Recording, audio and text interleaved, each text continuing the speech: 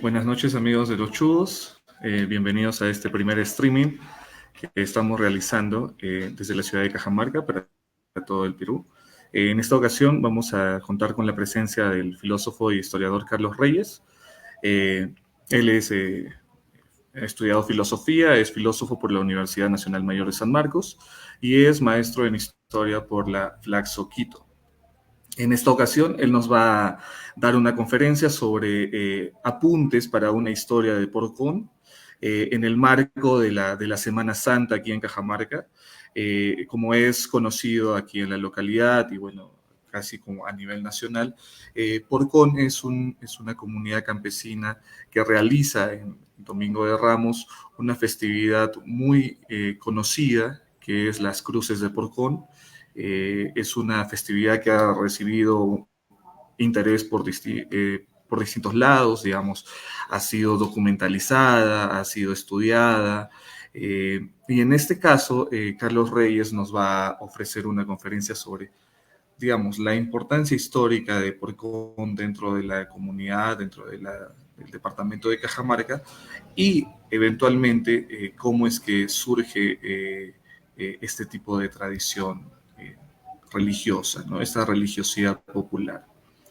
Eh, Está además recalcar que esta conferencia va a ser grabada, va a quedar grabada en las redes sociales para que ustedes lo puedan ver. Y bueno, es de gran utilidad o puede ser de gran utilidad para jóvenes estudiantes, sobre todo que tengan interés en el folclore y en la identidad de cajamarquina. Bueno, comenzamos. Carlos, ¿qué tal? ¿Cómo estás? Buenas noches. Hola, estimado Eric, muchas gracias por la presentación. Con Eric, como, bueno, saben, algunos de nuestros amigos más cercanos, estamos impulsando un grupo cultural llamado Los Chubos desde hace, ¿cuánto? 4 o 5 meses, y tenemos el objetivo de fomentar este tipo de eventos culturales, conversatorios, conferencias, eh, eh, bueno, y eventos parecidos para seguir difundiendo cultura, aspectos de la historia de Cajamarca, y en efecto hoy día vamos a hablar de un poco de la historia de Porcón, a propósito de que, digamos, nuestros pueblos, o muchos de ellos, no tienen historia, son pueblos sin historia, porque yo he buscado bibliografía de la historia de Porcón y no he encontrado. Y esto que voy a decir a continuación es parte de una recopilación de fragmentos de un trabajo de investigación X que no es sobre Porcón, pero dije, pues voy a recopilar estos fragmentos a ver si ensayo algo así como una historia de Porcón, y eso es lo que voy a presentar. Por eso lo he titulado no Historia de Porcón, sino Apuntes para una historia de Porcón. Y nada, vamos a comenzar. Les voy a presentar las diapositivas. Gracias, Eric. Pueden hacer preguntas también.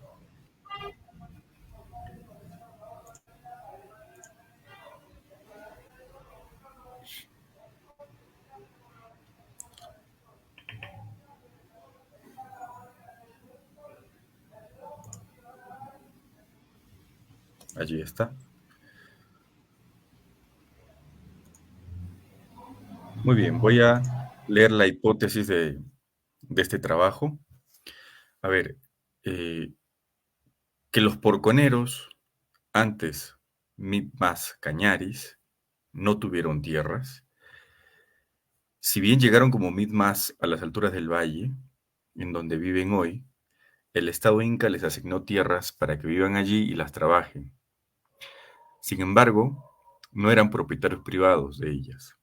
Posteriormente, durante el virreinato, el Estado español implementó una política de reducciones, a partir de las cuales dispone el traslado de los Mitmas Cañaris a 4 reducciones en la parte baja del valle. Sin embargo, los Mitmas Cañaris no permanecieron mucho tiempo ahí y al poco tiempo retornaron a las alturas del valle. En las alturas, Jordana Mejía creó un obraje y los adscribió como mano de obra mitaya, aunque sin derechos sobre la tierra. De esta manera, durante toda la colonia se mantuvieron como mitayos y quizá yanaconas al servicio de los arrendatarios de Porcón. Durante la independencia, Bolívar reconoció legalmente a muchas comunidades y sus tierras, sin embargo los porconeros no fueron reconocidos como tal. Y parece que lo mismo ocurrió a principios del siglo XX cuando el presidente Augusto B. Leguía implementó una política de reconocimiento también parecida. Es decir, tampoco entraron los porconeros en el padrón. Y eso lo voy a explicar con más detalle. Vamos a iniciar. A ver, primero les explico la figura de los Mi'kmaq. Los Mi'kmaq eran grupos que cumplían alguna función durante el incanato.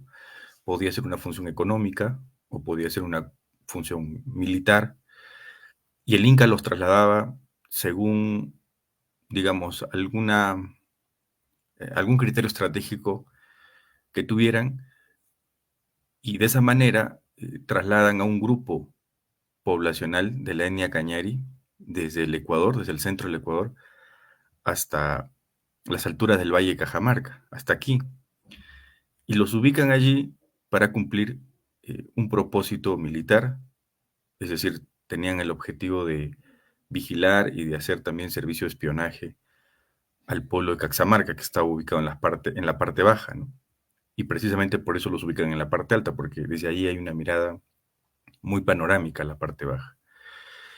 Esto sucede, es decir, este traslado de los cañaris desde el centro del Ecuador hasta Cajamarca, se da durante el tiempo del Inca Tupac Yupanqui, o sea, entre 1471 y 1493. Y desde entonces viven acá. Los cañaris se tuvieron que adscribir a una determinada guaranga, porque dentro de la cultura caxamarca habían guarangas, es decir, la cultura caxamarca estaba estructurada en varios grupos étnicos, y en total eran 7 grupos étnicos. Bueno, están allí en la pantalla.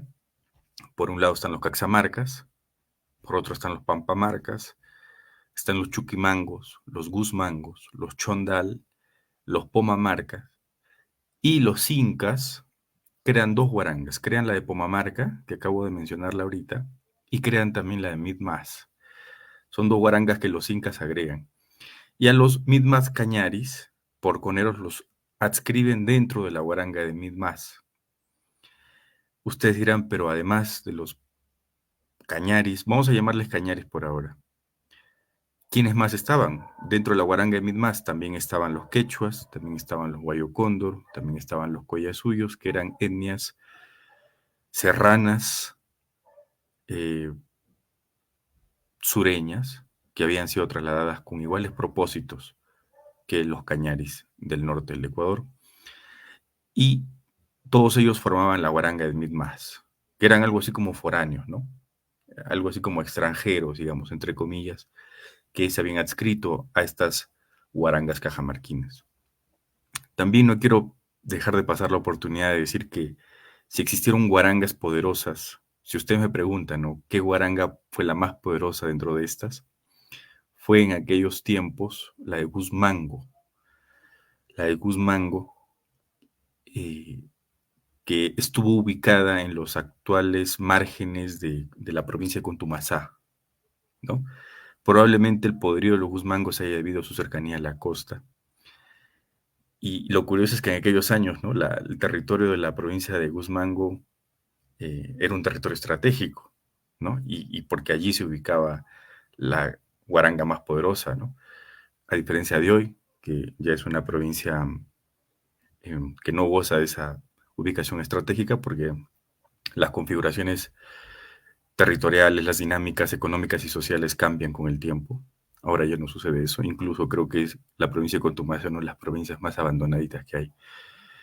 El sur cajamarquino en realidad está un poco abandonadito. Y bueno, estas son las 7 guarangas caxamarcas que existían en aquel momento. Y repito, dentro de la guaranga de Mi'kmaq se ubicaban los cañaris, hoy día porconeros, ¿no?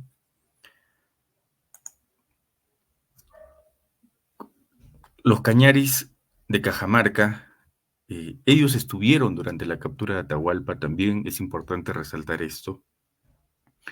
Cuando los españoles llegan el 15 de noviembre de 1532, ellos vienen por Lambayeque, entran por Saña, pasan por San Miguel, y todo indica que o pasaron por allí, por las alturas del Valle de Cajamarca, o sea, por donde están ahora los porconeros, o pasaron bastante cerca. Y claro, los españoles ya llegan a Cajamarca, y aquí en Cajamarca había una división entre los jefes étnicos. Estaba la línea, digamos, huascarista, ¿no? Que estaba encabezada por Carbarraico, por un jefe étnico caxamarca, y también existía la línea atahualpista, que estaba encabezada por el jefe étnico caxamarca Caruatongo. Es decir, los caxamarcas estaban divididos a la llegada de los españoles, y según la historiografía, los cañaris del Ecuador, claro, allí en la historiografía no se menciona exactamente si fue todo el bloque de los cañaris o solo una parte de los cañaris, pero se sabe que ellos fueron colaboradores de los españoles, que incluso los cañaris los guiaron desde Tumbes hasta Cajamarca.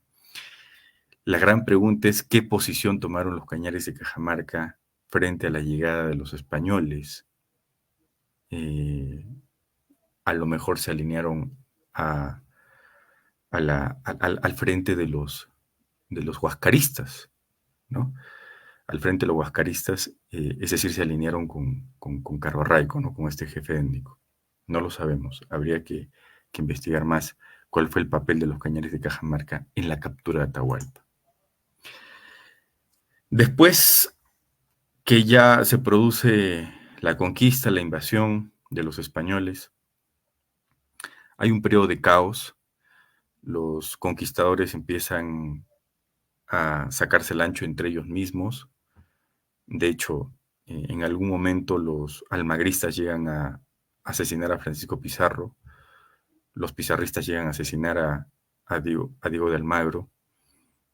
Fue un desmadre entre ellos mismos, y el Estado español aprovechó esto. Bueno, también se dice que el Estado español fue el que impulsó esta división para aprovecharse de eso e imponer su autoridad, porque finalmente los conquistadores cumplieron un rol en aquel momento, pero no es que los conquistadores iban a quedar con todo el poder.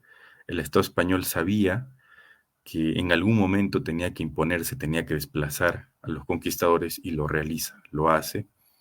Envía varios gobernadores, envía varios pacificadores, y al final, más o menos entre 1565 y 1572, ya el Estado español se está imponiendo, impone orden, acaba con los conquistadores, y es aquí que implementa el Estado español una política de reducciones, o una política reductiva. ¿Qué es lo que hace?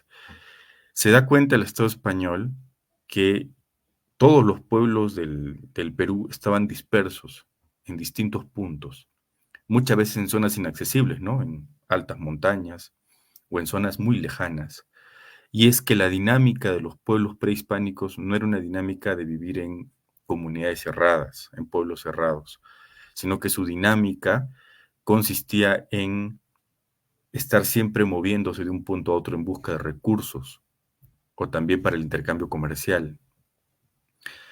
Pero la política de los españoles, la política reductiva de los españoles, no tenía consonancia con ello, porque las reducciones son estructuras urbanas cerradas. Entonces, tienen que dar este giro, ¿no? Es decir, traer a todos los pueblos dispersos a estas estructuras urbanas cerradas, acomodarlos allí y entregarles tierras. Entregarles tierras.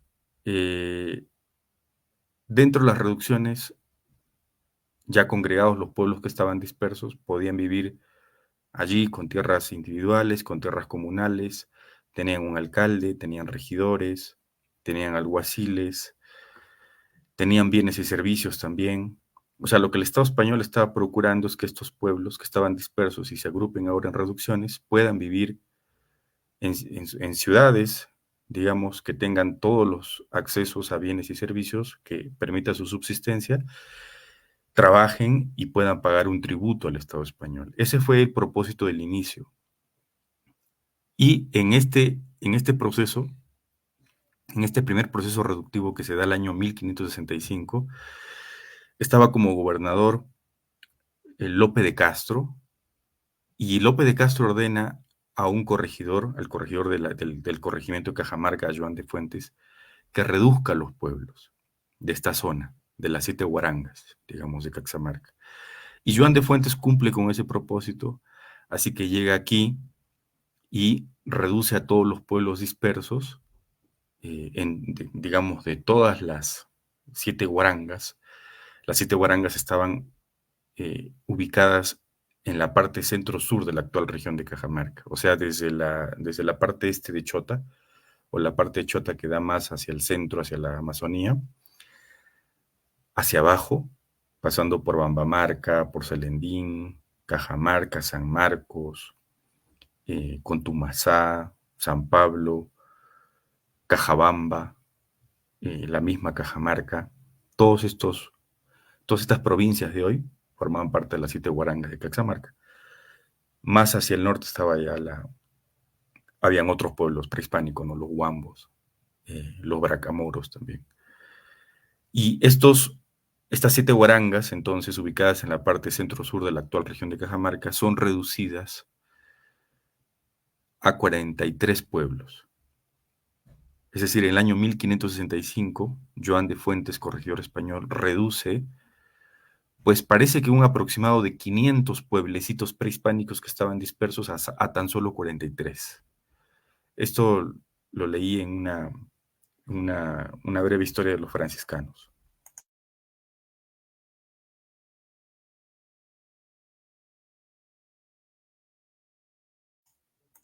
Perdón. Y se fundan 43 reducciones, ¿no? Ahí nos quedamos. Y en la parte que bordea a las alturas del valle, o sea, donde estaban ubicados los porconeros, se fundaron allí en ese perímetro 4 reducciones a donde los porconeros van. Estas 4 reducciones son las que ustedes ven en la pantalla: San Esteban de Chetilla, San Sebastián de Casadén, San Matías de Payaca y San Antonio de Caxamarca. San Esteban de Chetilla estaba en los márgenes de la Guaranga de Caxamarca, San Sebastián de Casadén estaba en los márgenes de la Guaranga de Guzmango, San Matías de Payaca dentro de los márgenes de la Guaranga de Chondal y San Antonio de Caxamarca dentro de la Guaranga de Caxamarca. Es decir, la etnia, los Mi'kmaq Cañaris, que eran un grupo que estaban en las alturas del valle, son fragmentados y son distribuidos en estos 4 pueblos reducidos, estos 4 que acabo de nombrar y que ven en la pantalla. En ese momento, a los Mi'kmaq Cañaris les asignan tierras, les asignan un alcalde, les asignan regidores, les dan bienes y servicios para que puedan vivir dentro de estas reducciones y puedan tributar. Hasta allí no había ningún problema, si hubiesen podido quedar allí los Mi'kmaq Cañaris, pero no lo hacen, no lo hacen.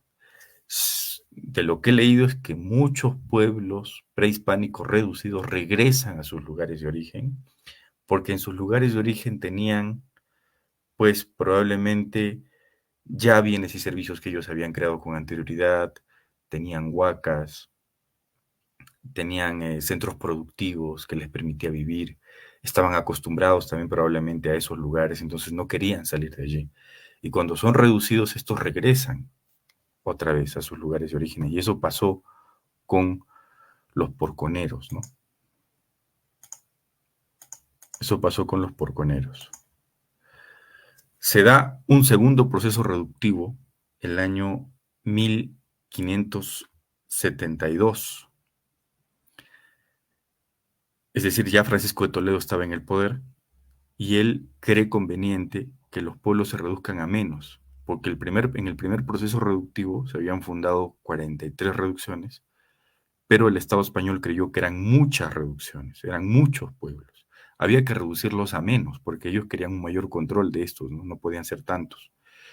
Y lo que hace Francisco de Toledo es ordenar al corregidor de aquella época, corregidor que era algo así como un gobernador regional, era Francisco de Álvarez. A él le ordena que reduzca menos pueblos y él ejecuta esa orden y reduce esos 43 pueblos a 13, a tan solo 13. ¿En qué año? En 1572. Y de esa manera, parece que los Mi'kmaq cañaris que estaban distribuidos en estas 4 reducciones, los pasan a congregar a solamente una reducción, o quizá 2, o quizá nunca los redujeron a menos, porque de repente ya habían vuelto para ese momento a las alturas del valle.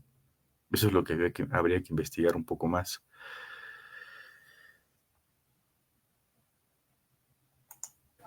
Carlos, una consulta.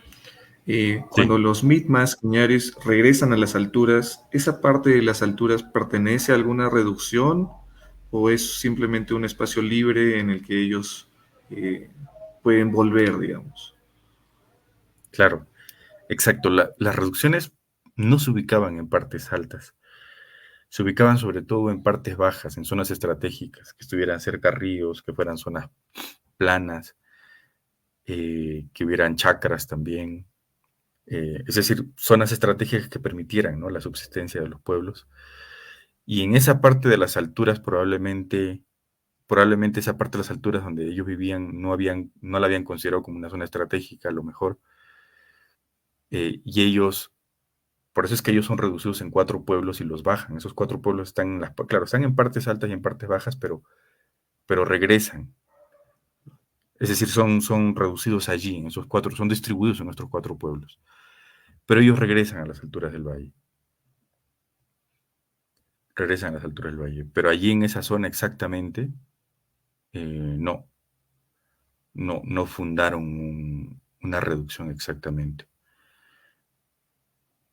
La mayoría de reducciones continúan con sus nombres, ¿ah? O sea, fueron fundadas con un nombre determinado y continúan hasta hoy con sus nombres. Y Porcón no aparece en el listado de las reducciones, o sea, no aparece exactamente reducción de Porcón. En la lista de 1565 que yo la tengo, no aparece Porcón como una reducción.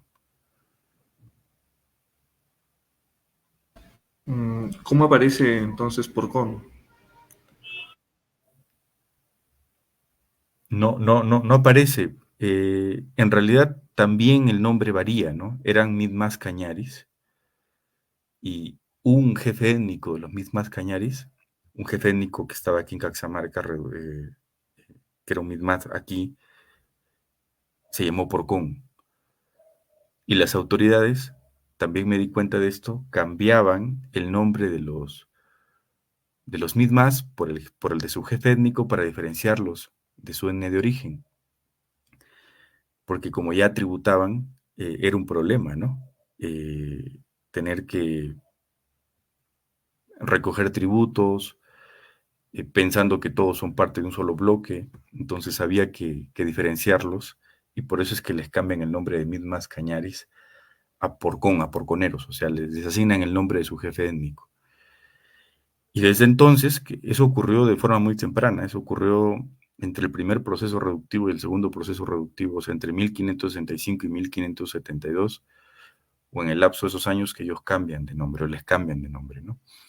De Cañaris por Porconeros, digamos, ¿no?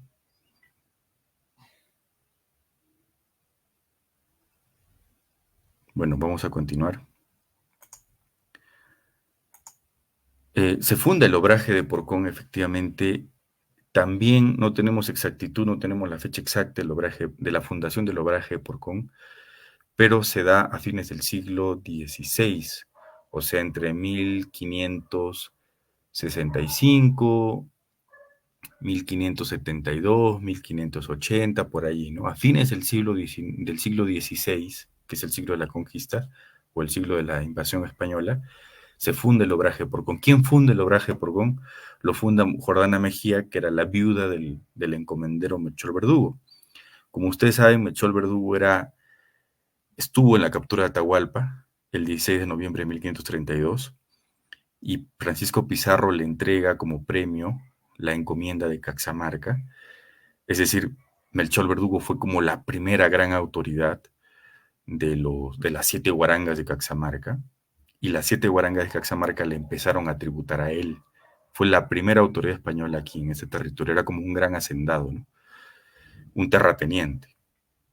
Y este muere, abusa, claramente abusa de los pobladores, porque les exigía tributar no en especies, porque el encomendero tenía que exigir tributación, sino, o sea, en especies, en cualquier producto y prioritariamente en los productos que ellos producían, pero Melchor Verdugo empieza a pedir tributación en oro, porque los españoles deseaban mucho el oro, ¿no?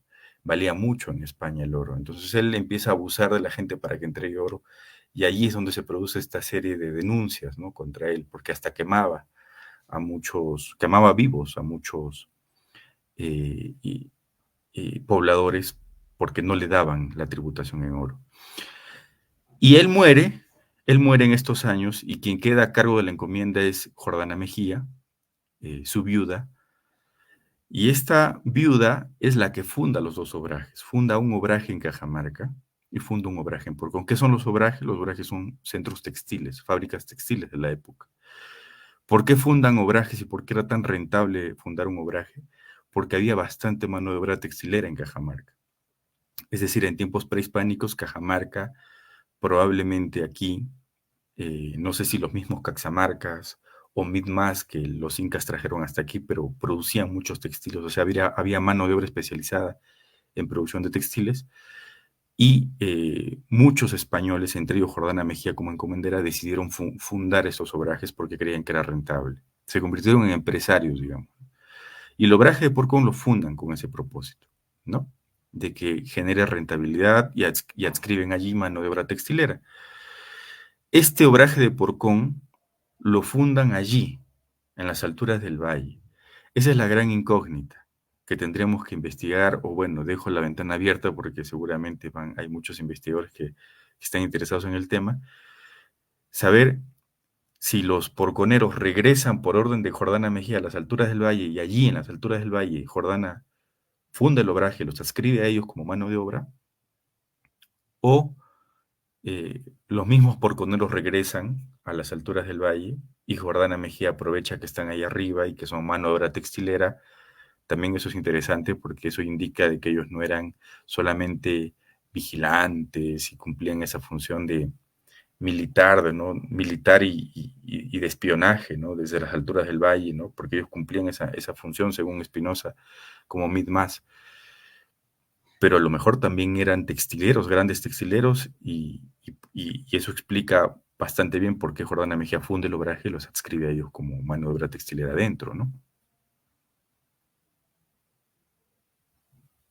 A la larga, eso sí, el obraje, que era un centro productivo, o sea, solamente se dedicaba a producir textiles, el obraje de Porcón, se convierte de facto en una comunidad, en una zona de residencia, en una zona de vivienda, algo así como una reducción en la práctica.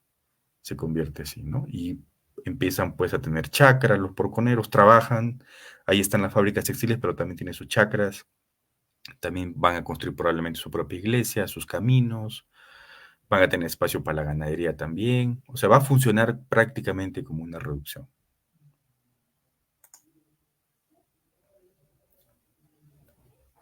Esto ya lo había mencionado. Bueno, muere Jordana Mejía, deja el obraje de Porcón a su sobrino, pero su sobrino también muere. Pero allí en el testamento ya ella había dejado, y también sería interesante que los historiadores analicen el testamento de Jordana Mejía, porque se dice que dejó muchísimos bienes, una lista larguísima, larguísima, de bastantes páginas, más de 200 páginas, o cerca de 200 páginas, llena de puros bienes que ella dejaba en herencia.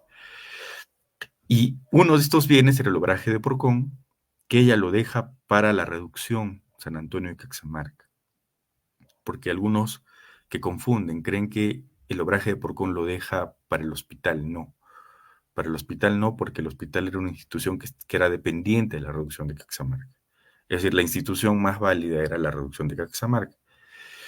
Y dicen, bueno, Espinosa dice que dejó el obraje de Porcón a la reducción de Cajamarca para de alguna forma paliar los pecados de su esposo, que había muerto y que había abusado mucho de los indígenas de Caxamarca, o de los Caxamarcas simplemente, y pues para que el esposo no la pase mal allá en el más allá, entonces tuvo que hacer esta obra de caridad, digamos, ¿no?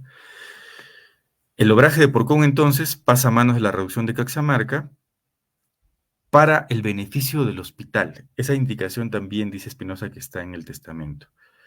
Para el beneficio del hospital. De manera que la reducción de Caxamarca lo que va a hacer es arrendar el obraje de Porcón a españoles o criollos, quien quiera, para que allí el español o criollo pueda producir textiles.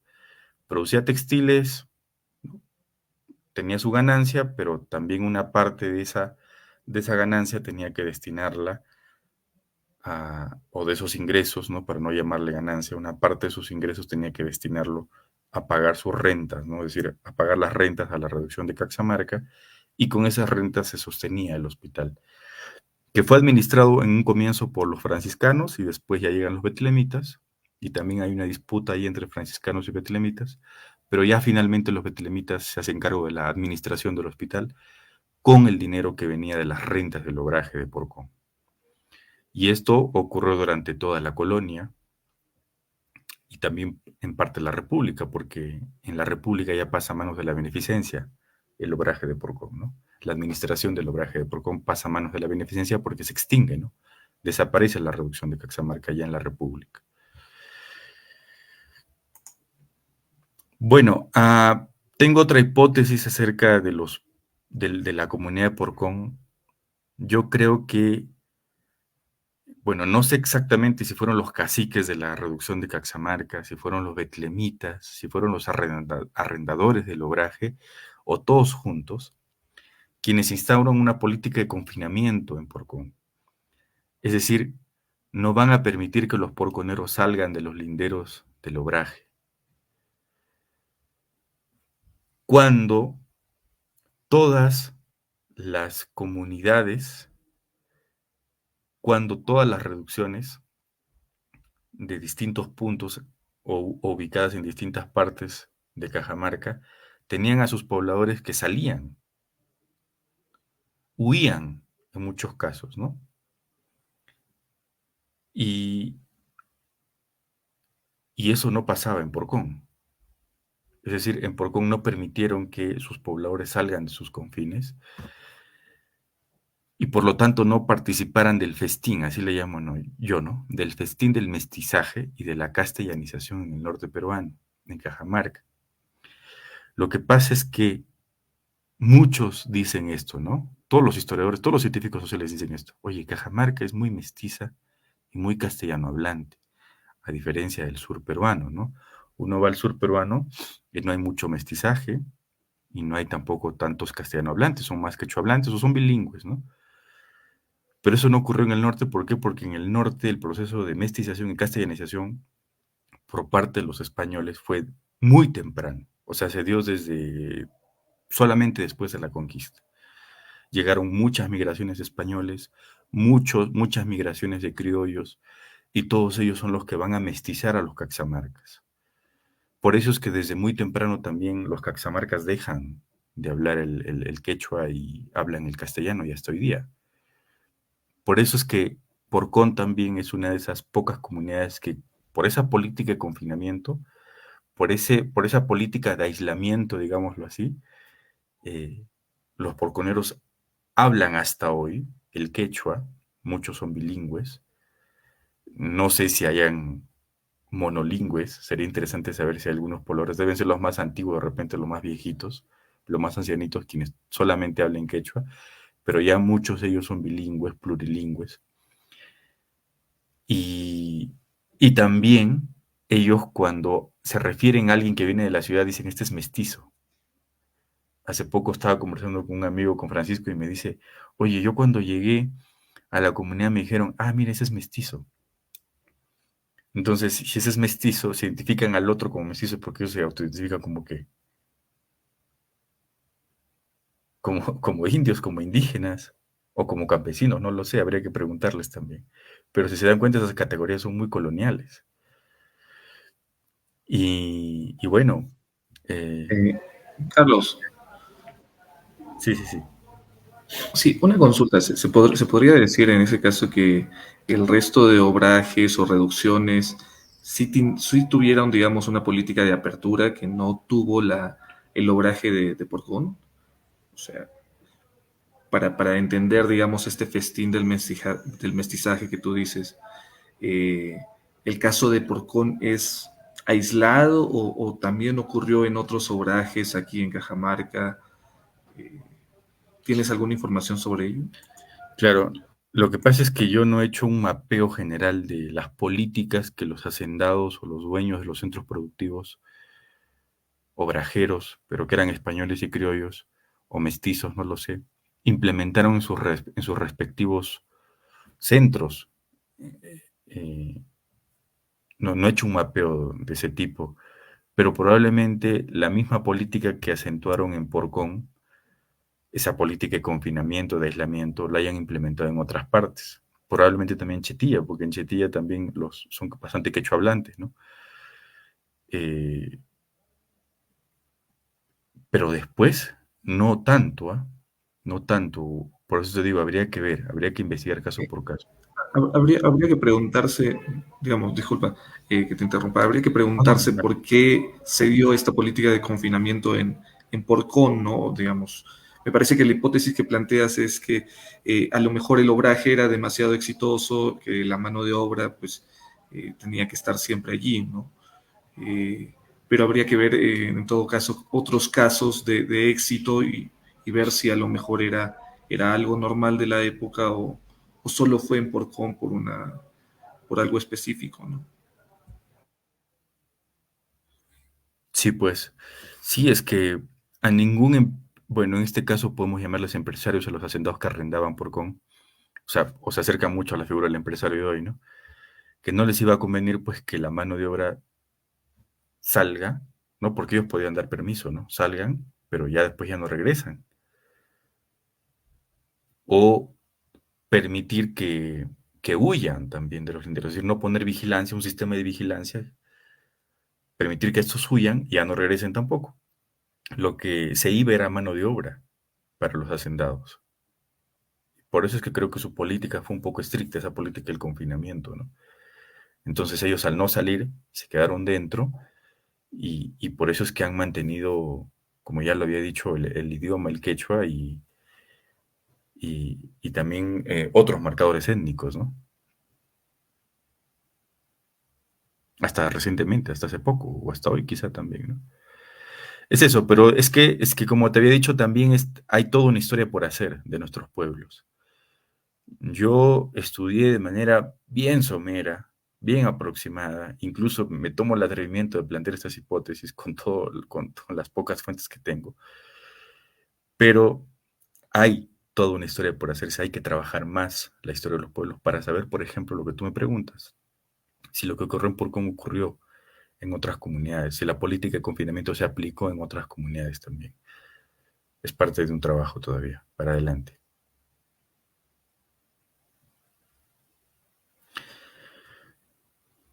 Bueno, y ya de esto voy a hablar un poco al final, que también podría explicar bastante, a propósito de que la Fiesta de las Cruces ya se viene dentro de poco, podría explicar bastante por qué la Fiesta de las Cruces es una fiesta bastante particular, bastante sui generis de Porcón, precisamente por esa política de confinamiento, ¿no? Porque si no, pues todas las comunidades, todos los pueblos compartirían la Fiesta de las Cruces, ¿no? Porque habría existido algún contacto antes. Pero como esto, pero como ha existido esta política de confinamiento, entonces la fiesta de la Cruz es una fiesta muy, muy particular de Porcón, ¿no? Podría explicarse de esa manera también. Se viene el reclamo de tierras, ya estamos en el siglo XIX, estamos terminando la colonia, está empezando ya la república. Y Espinosa, el historiador Espinosa, dice que los porconeros, en el contexto de la independencia, ¿no? Porque está Bolívar, ya estamos cerrando el proceso de independencia, estamos en la fase militar, porque la primera fase es política, ¿no? Liderada por San Martín, la segunda fase es más militar, liderada por Bolívar. Y lo que hace Bolívar es reconocer a muchas comunidades que antes habían sido reducciones. O sea, ya se les empieza a llamar comunidades en la República, antes eran reducciones, para que estén dentro de un padrón dentro del Estado, para que dentro de ese padrón también se indique, ¿no? Cuántas tierras tienen y en qué les convenía a ellos, a los dirigentes del Estado, a los gobernantes, en qué les convenía legalizar a las tierras de comunidad, empadronarlas, de alguna forma brindarles protección también, en que las comunidades antes reducciones tributaban por el tributo indígena. Y el tributo indígena significaba un ingreso para el Estado peruano. Entonces, cuando aparecían españoles, criollos, mestizos, quien fuera, y les quitaba tierras a ellos, era un tremendo problema, porque les quitaba tierras, de repente con el tiempo hasta desaparecían a la comunidad porque privatizaban todo y ya las comunidades no tributaban. Ya entonces no existía el tributo indígena. De manera que Bolívar implementa este proceso, ¿no? De reconocer legalmente a tierras de comunidad, a las comunidades indígenas en general, y los porconeros reclaman, se enteran de esto, y reclaman, dicen los porconeros, nosotros queremos que nos reconozcan como comunidad indígena por Bolívar, por los independentistas, y los religiosos betlemitas les responden lo siguiente.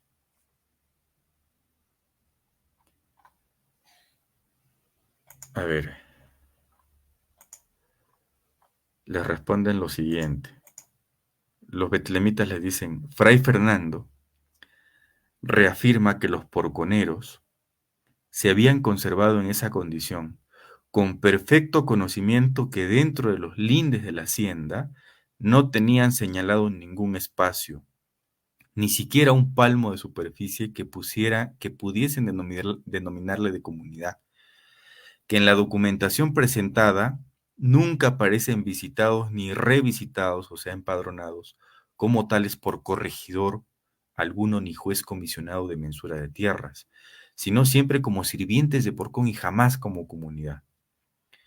La integridad de habitantes conocía a la perfección los linderos de esta hacienda, límites correctamente saneados con el testimonio de ancianos peritos, siempre costeados por la institución hospitalaria, y durante las cuales ni una sola vez se vio la intervención de esa comunidad fantasma. En los 140 y tantos años que los betlemitas permanecían en Cajamarca, esta es la primera vez que los yanaconas aparecían con tan caprichosas novedades. No lo dicen los betlemitas, perdón, lo dice Espinosa, el historiador Espinosa. Con este fragmento podemos darnos cuenta que los porconeros estaban reclamando tierras de comunidad, pero los porconeros no fueron reducidos allí. Por eso digo que este fragmento, de alguna forma, reafirma mi hipótesis de que los porconeros fueron reducidos en estos 4 pueblos en 1565, pero en la parte baja del valle. Allí les asignaron tierras. Pero cuando ellos deciden volver a la parte alta o cuando los llevan obligados los encomenderos a la parte alta, en las alturas del valle y en donde viven ahora, allí no tenían asignadas tierras de comunidad, antes tierras de reducción. Por eso es que cuando ellos reclaman que los reconozcan como comunidad a ellos y a sus tierras, pues los betlemitas les dicen esto. Ustedes nunca han sido parte de una comunidad aquí en donde se ubican. Ustedes siempre han sido mano de obra mitaya en un inicio. Claro, la mita se cumplía durante un periodo de tiempo, durante un año, ¿no? Estaban obligados a hacerlo. Y la mita venía desde tiempos prehispánicos y los españoles continúan implementando la mita durante la colonia, que era prestación de fuerza de trabajo. Se pagaba, se tributaba de esa manera, prestando fuerza de trabajo. Pero en la práctica, ya los porconeros se convirtieron en yanaconas, porque la mita es durante un periodo de tiempo, durante algunas semanas, algunos meses, pero ya ellos permanecían dentro del obraje mismo, ya como residentes allí, como trabajadores a perpetuidad. Y si son explotados además, ya pues ya no son mitayos, son yanaconas, ¿no? Por eso es que allí se habla de yanaconas, en ese fragmento del párrafo. Bueno, pasó el tiempo, ya estamos en el siglo XIX, ya estamos en la República, y se extingue, ¿no? El año 1832 desaparece la reducción San Antonio Caxamarca, todas las reducciones desaparecen, ya no se llaman así. Y, y ahora el obraje de Porcón pasa a ser administrado por la Beneficencia Pública de Cajamarca para seguir manteniendo, ¿no?, el hospital. Y según Gaitán, Evelio Gaitán, eh, durante todo el siglo XIX se produce una crisis en los obrajes, por varias razones, ¿no? Pues una de ellas es por el proceso de independencia. La independencia, como ustedes saben, fue una convulsión social, política, económica, que afectó a muchas actividades productivas, y entre estas, pues los obrajes.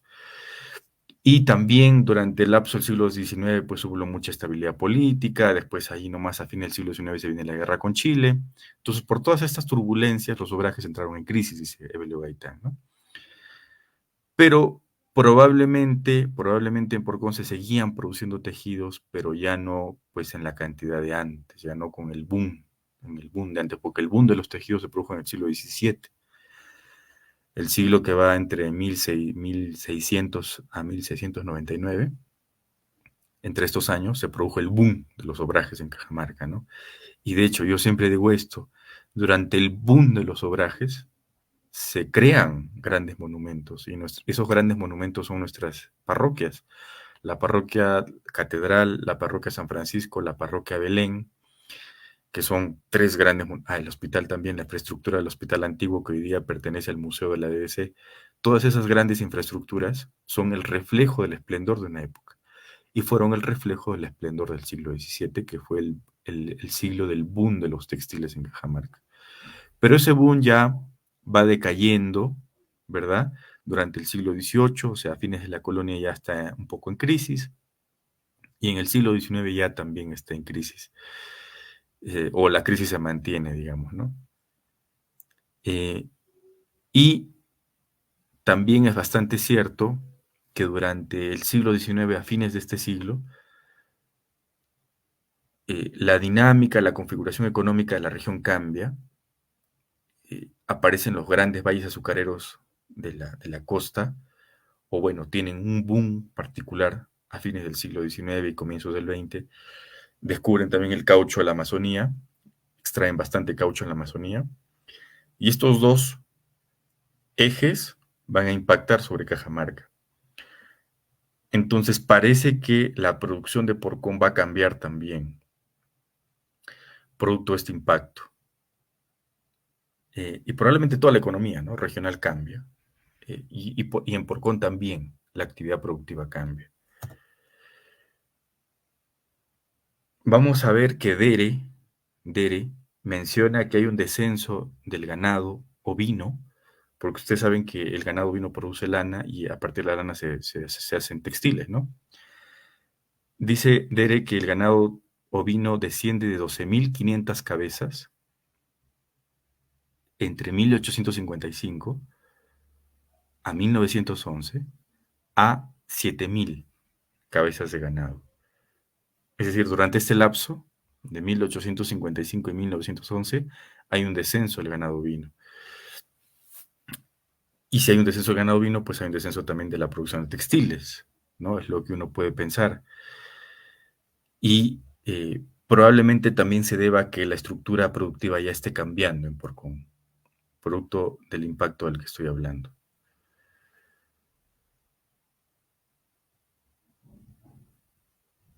Muy bien. Ya vamos acabando.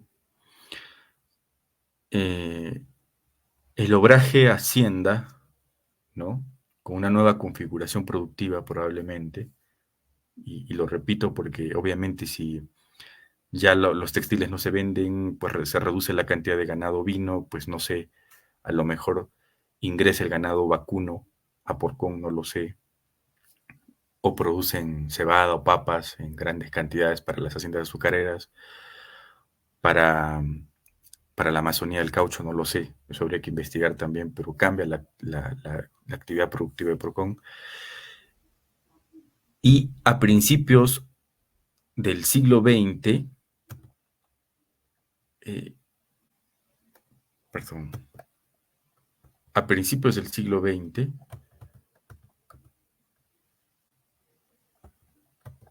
Augusto B. Leguía, presidente del Perú entre 1919 y 1930, implementa una política también bastante parecida a la que implementó Simón Bolívar alguna vez, el reconocimiento legal, empadronamiento legal de las comunidades indígenas y sus tierras,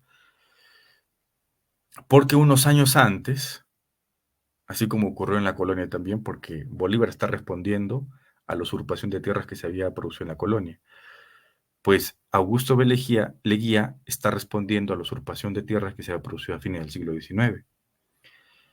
Como ustedes saben, el fenómeno del gamonalismo contemporáneo, de estos grandes hacendados que tienen grandes extensiones de tierras, en muchos casos gracias a la usurpación de tierras de comunidades indígenas, eh, pues este proceso se había dado de manera tan fuerte, tan impactante,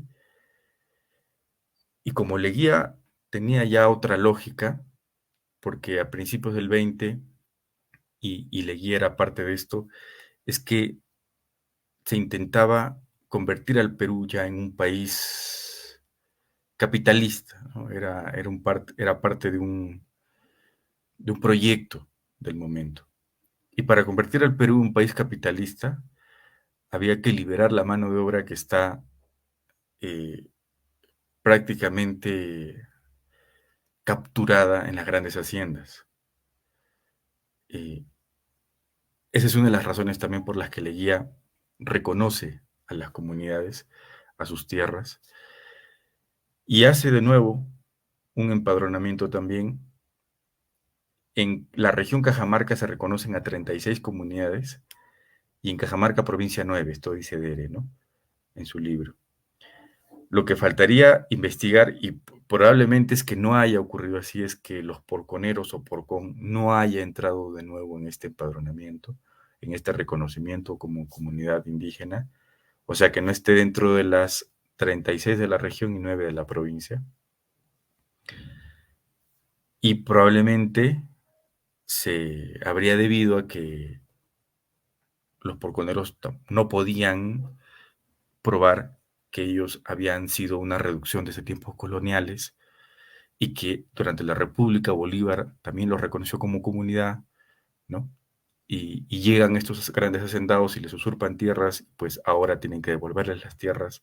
No podían probar eso, porque, repito, ellos habían sido adscritos como mano de obra, mitaya dentro de un obraje, de un centro productivo, y no tenían tierras.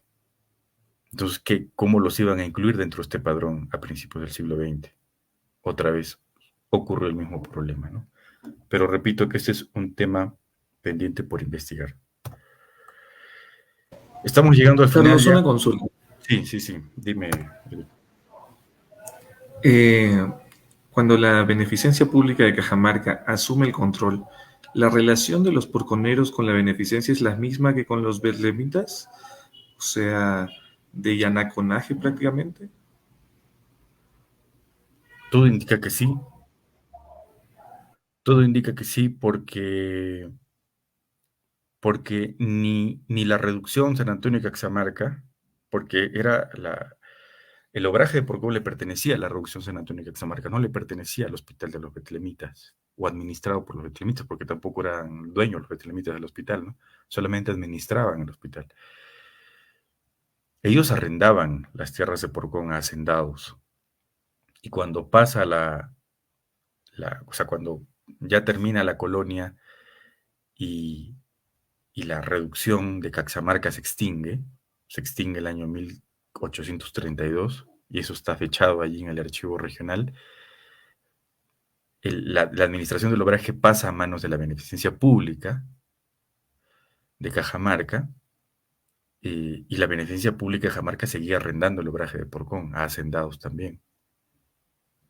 Y estos hacendados nunca, eh, siento que no dejaron atrás la explotación, es que finalmente la explotación es un mecanismo también, ¿no?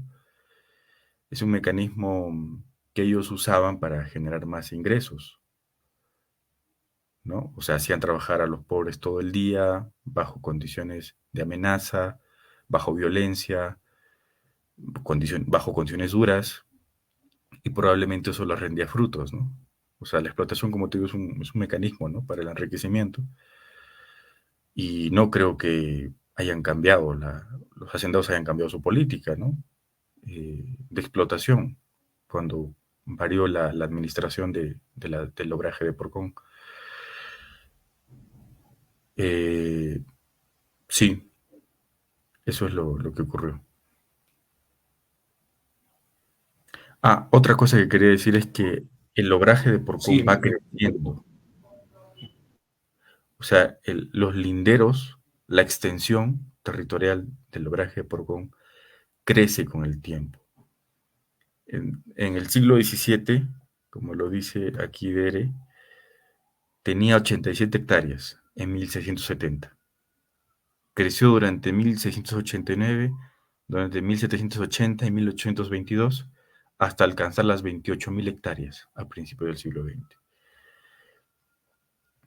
También era una estrategia, pero esto sí tampoco lo sé, pero es probable que sea de los hacendados, porque a ellos les beneficiaba directamente esto, ¿no?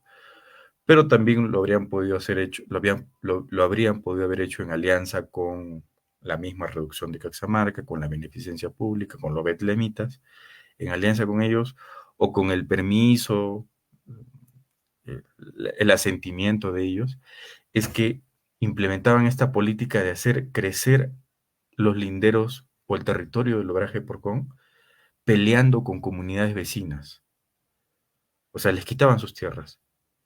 Y cuando estos reclamaban, ponían un abogado y, y hasta pues el abogado la luchaba, ¿no? Y al final iban agregando más territorio de las zonas vecinas, y así fue creciendo el obraje de Porcón con el tiempo, ¿no? Y era en beneficio de todos ellos, pues, de los que administraban, de los dueños, de los arrendatarios. A todos ellos les beneficiaba el crecimiento de la extensión territorial de Porcón. Y a principios del siglo XX, pues 28.000 hectáreas, imagínate, por eso hoy día Porcón es enorme. Hoy día Porcón está dividido en dos partes, Porcón Alto y Porcón Bajo, y es enorme. ¿Me querés preguntar algo más? no, nada, solamente puntualizar que sería interesante examinar el rol de la beneficencia pública de aquella época en esa relación con los porconeros, digamos, con las instituciones locales, con los hacendados, y ver cómo era la dinámica por entonces, ¿no? Porque sabemos cuál fue por lo que acabas de exponer, sabemos cuál fue la respuesta de los betlemitas durante el proceso de la independencia con Bolívar, ¿no? Pero ya en los años 50, cuando asume la beneficencia pública, sería interesante explorar cómo manejan ese tipo de relaciones con la comunidad de Porcón. Solamente eso. Puedes continuar. Claro, imagínate, hay un montón de material en todos los archivos. No sé si existe un archivo en la beneficencia pública, pero a lo mejor haya un archivo de los betlemitas también, porque en San Francisco sí hay un archivo, pero al que no hay acceso. En el archivo regional mismo también, y buscar toda esa documentación. Y sería interesante, ¿no?, armar una historia de Porcón con fuentes documentales sobre todo este proceso, ¿no?, de crecimiento, de producción también, ¿no? Cuánto es que pagaban, ¿no?, de alquiler los hacendados, durante qué tiempos, digamos, y si respondía también a esas dinámicas, ¿no?, de, de mayor aprovechamiento económico, no lo sé. Bueno, pasa el tiempo, estamos ya en el año 1950, eh, y la beneficencia pública, eso también lo dice Spinoza, divide a Porcón en dos partes, en Porcón Alto y Porcón Bajo. Si se dan cuenta, lo hace el año 1950, es decir, antes de la reforma agraria, porque la reforma agraria inicia en 1969. Porcón Alto se queda con 14.000 hectáreas y se las entrega a la beneficencia pública a la empresa extranjera de Servicio Cooperativo Interamericano para la Producción de Alimentos, ESIPA. Esta empresa, según dice Spinoza, contrata a algunos porconeros que vivían en la parte alta y a otros les pide que abandonen sus tierras, que abandonen la zona. Sin embargo, algunos de estos porconeros se resisten, ¿no? Y realizan una serie de protestas, de manifestaciones, porque no querían salir de Porcón Alto, que ya estaba en manos de esta empresa extranjera, Servicio Cooperativo Interamericano para la Producción de Alimentos. Y la parte baja, la beneficencia se le entrega a Porcón, la parte baja, o sea, Porcón Bajo, se le entrega a los mismos residentes allí, a los mismos trabajadores, y se convierten estos en propietarios individuales. Lo que yo digo es que la beneficencia en la parte baja implementa otra política, que es la política bastante parecida a lo que los hacendados ya estaban haciendo en esa época. Los hacendados cajamarquinos de la época empezaron a fragmentar sus propiedades porque sabían que se venía la reforma agraria. La reforma agraria es un fenómeno latinoamericano, generalizado. Era un cambio estructural que tenía que llegar en cualquier momento al Perú, ¿no? Tenemos que modernizar el país. El país sin reforma agraria era un país premoderno, antimoderno. Y la reforma agraria llega para modernizar al país. Entonces iba a llegar. Ya los varios partidos políticos de clases medias, y de hecho uno de ellos fue el Partido Aprista Peruano cuando era más de izquierda, desde principios del siglo XX, José Carlos Mariátegui también desde el Partido Socialista, desde principios del siglo XX ya estaban reclamando la reforma agraria. O sea, en cualquier momento iba a llegar. Y los hacendados astutamente empiezan a fragmentar sus haciendas porque sabían que podían tener una determinada cantidad, o sea, no podían ser tan grandes sus haciendas. Y en este caso la beneficencia hace lo mismo, ¿no? Implementan la misma lógica los hacendados y la parte de Porcón Bajo las empieza a repartir, las empieza a vender, dice Espinosa, a sus mismos trabajadores y se convierten en propietarios individuales. Lo que no hace en la parte alta, ¿no? En la parte alta se le entrega a la empresa extranjera. Parece que la empresa extranjera tampoco estaba al tanto, ¿no? De lo que pasaba aquí, porque eh, podían perder eh, esas tierras con la reforma agraria y así fue. La parte alta se fragmenta por la reforma agraria y allí surge la cooperativa Atahualpa Jerusalén, pues, ¿no? Que hoy es administradora de la Granja Porcón. La Granja Porcón está en Porcón Alto. Es decir, la Granja Porcón surge a raíz de la reforma agraria y del fragmentamiento de las tierras que le pertenecían ya entonces a la empresa extranjera Servicio Cooperativo Interamericano para la producción de alimentos. Y como sabemos, ya finalizando la parte alta, hoy por hoy los porconeros de la parte alta son cristianos. Ellos no adoran imágenes, no celebran por lo tanto la fiesta de las cruces de Porcón. En cambio, en la parte baja, los porconeros sí son católicos, no son cristianos, y ellos sí celebran la fiesta de las cruces de Porcón que se va a realizar este domingo, ¿no? Se viene ya el domingo de Ramos, y a donde vamos a ir también con Eric. Es la segunda vez que voy a ir a esta fiesta. Y pues concluyo diciendo, ¿no? Ya esta vez sobre la fiesta misma, que esta fiesta se puede explicar a partir de este relato histórico que acabo de mencionar de Porcón, que debido a la política de confinamiento, de aislamiento, es que la fiesta de la Cruz de Porcón es una fiesta muy sui generis, muy propia de los porconeros. Y de hecho, comienza en la parte alta, ¿no? Y después baja. Bueno, eso es todo. Muchas gracias. De repente hay algunas preguntas de parte del público, de parte de Eric. Sí, sí, Carlos. Bueno, para empezar, gracias por tu conferencia. Ha estado muy interesante saber cómo, digamos, cómo va evolucionando esta parte geográfica junto con sus habitantes. Te quería preguntar, o no sé si podrías ahondar un poco más eh, en cómo se relacionaría todo este devenir histórico de Porcón con la festividad de la que estabas comentando que se viene. O sea, digamos, no sé si has podido encontrar evidencia de desde qué año, desde qué época aparece esta festividad. Pero por lo que acabas de explicar, me parece que a partir de los años 50, con la fragmentación que realiza la beneficencia pública, comienza a fragmentarse también ciertas dinámicas sociales, tanto en Porcón Alto y Porcón Bajo, ¿no? La pregunta que te quería hacer era, ¿cómo se mantiene esta festividad religiosa eh, encima o, digamos, o traspasando estos fenómenos sociales, estos fenómenos económicos, ¿no? ¿Cómo es que la parcelación de la beneficencia no afecta o afecta la festividad local? No sé si tienes información al respecto. Gracias, gracias por la pregunta, Eric. Mira, esa es una historia por hacerse también, es decir, saber con detalle en qué año se inicia la Festividad de las Cruces en Porcón, pero lo más probable es que haya iniciado, digamos, no sé, es que podría ser colonial también, pero puede ser un fenómeno del siglo XIX, puede ser un fenómeno de principios del siglo XX. eh,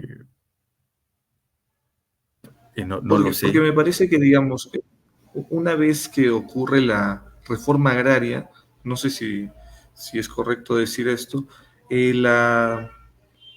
la fe cristiana comienza a expandirse más en Porcón Alto que en Porcón Bajo. No sé si tienes información sobre ello, eh, sobre cómo los grupos cristianos llegaron a esa zona, ¿no? Ah, ya, bueno, no. Sería interesante también investigar eso, en qué momento también llegan los grupos cristianos de la parte alta, pero es que allí también dividen a la población en la realización de esta festividad, porque probablemente antes, tanto la parte alta como la parte baja, festejaban la fiesta de las cruces, ¿no? Lo más probable. Es un Claro. fenómeno de principios del siglo XX. Hay algunas evidencias de que es un fenómeno del principio del siglo XX, o que a principios del siglo XX sí se realizaba la fiesta, pero más antes no lo sé. Pero a principios del siglo XX ambos porcones estaban juntos, entonces celebraban la fiesta de las cruces. Y en el momento en que los de arriba se convierten en cristianos, pues ya dejan de celebrar la fiesta de las cruces porque ellos no adoran imágenes, no creen en imágenes.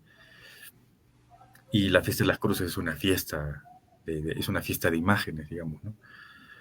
Eh, Claro. entonces allí probablemente ya se haya fragmentado también, ¿no? La realización de esta festividad, ¿no?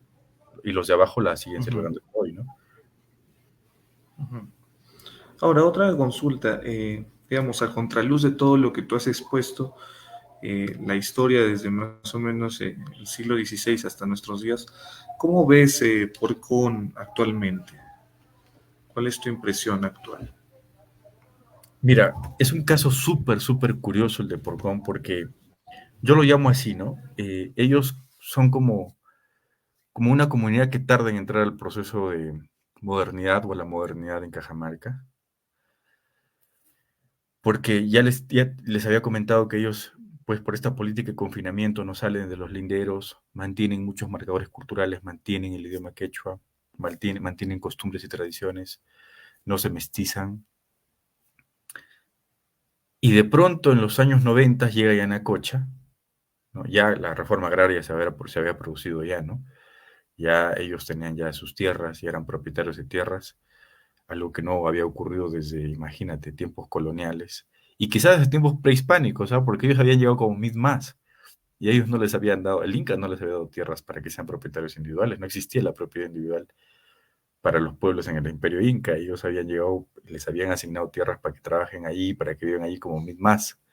O sea, probablemente los porconeros nunca tuvieron tierras ni en tiempos prehispánicos ni en la colonia, y recién les dan tierras ahora en la República, desde mediados del siglo XX.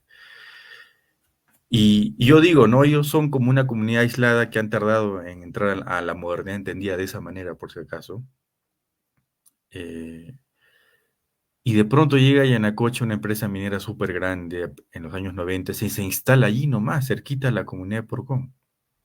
Lo que va a generar un gran impacto porque va a hacer que Porcón ingrese a la modernidad de manera súper rápida, súper abrupta también quizá, a diferencia de otras comunidades. Y de pronto ahora en Porcón, Eh, eh, como tú sabes, ya muchos se convirtieron en trabajadores mineros, ¿no? Se convirtieron en trabajadores mineros y allí en la misma comunidad han construido sus grandes casas. A sus hijos pues los han educado aquí en la ciudad también. Y, y como te comentaba en algún momento, eh, incluso ya se han desgajado de muchas tradiciones y costumbres que podría reconocerse en un porconero.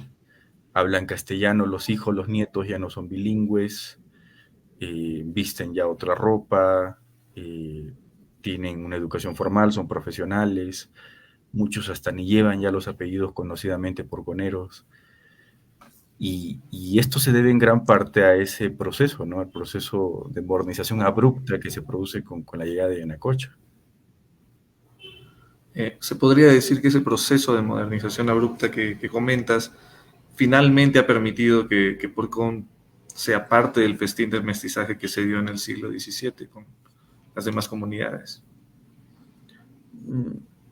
Se ha dado, el proceso de mestización que te digo probablemente se habría dado desde antes, desde mediados del siglo XX, cuando ellos ya se convierten en propietarios individuales, ya tienen más capacidad de movilización, pues, ¿no? Ya migran también, pueden salir de sus linderos, pueden salir de sus casas, de sus viviendas, vienen a la ciudad también, y es todo un proceso, ¿no? Poco a poco. Pero claro, cuando llega Minera Yanacocha, probablemente acelera bastante más este proceso, ¿no? Eh,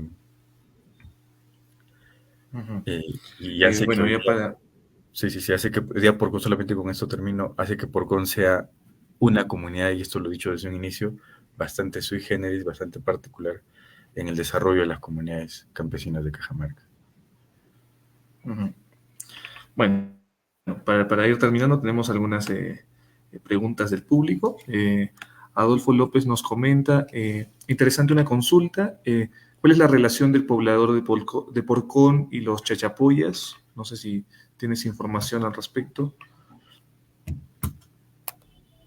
Los Echapoyas, esos los chetillanos vienen de allí, de la Amazonía, vienen de la región Ajá. de Amazonas, son amazonenses del norte, los chetillanos.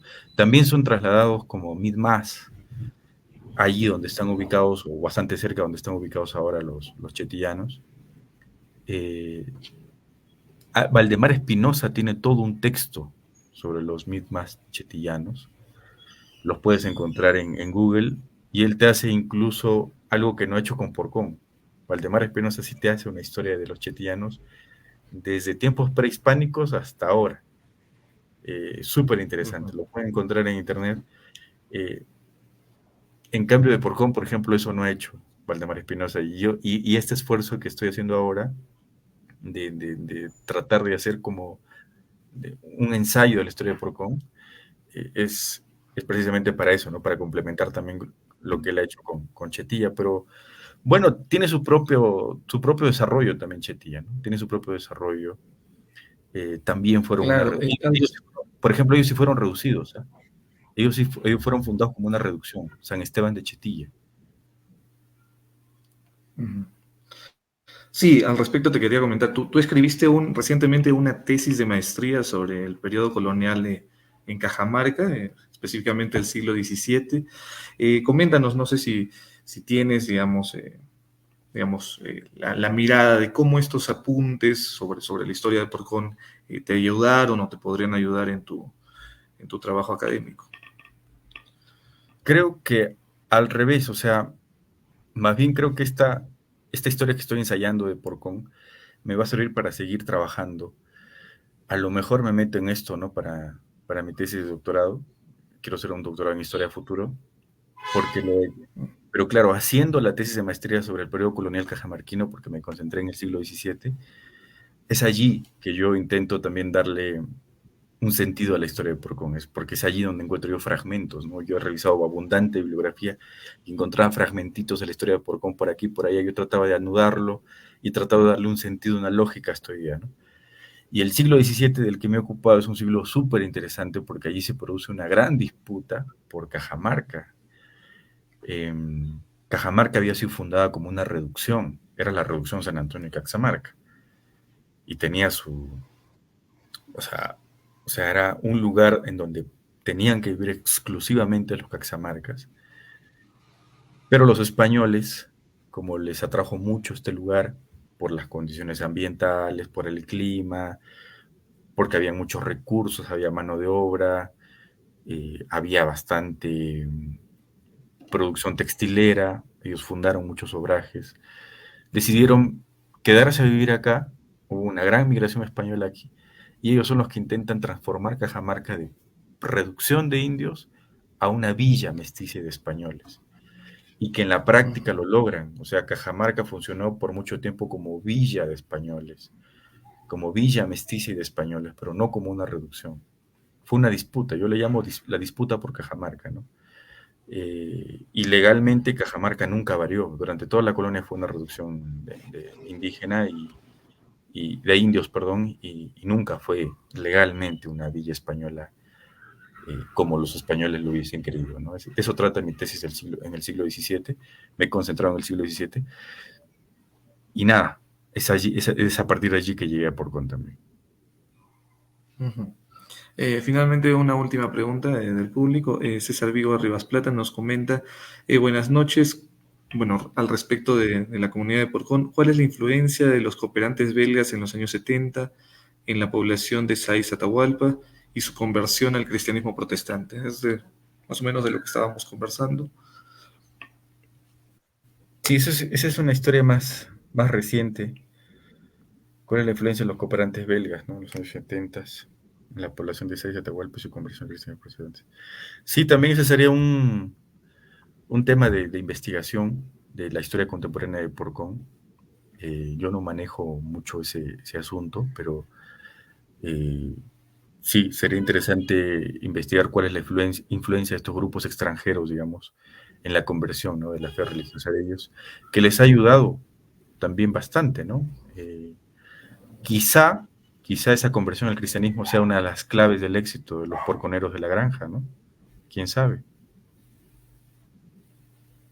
Sí, bueno, quién sabe eso.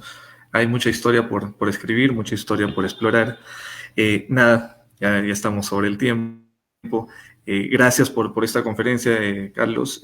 Ha sido muy interesante escuchar, digamos, la historia en sí de la comunidad de Porcón, algunos apuntes sobre su devenir histórico y muchas hipótesis y muchos temas que faltan aún por explorar.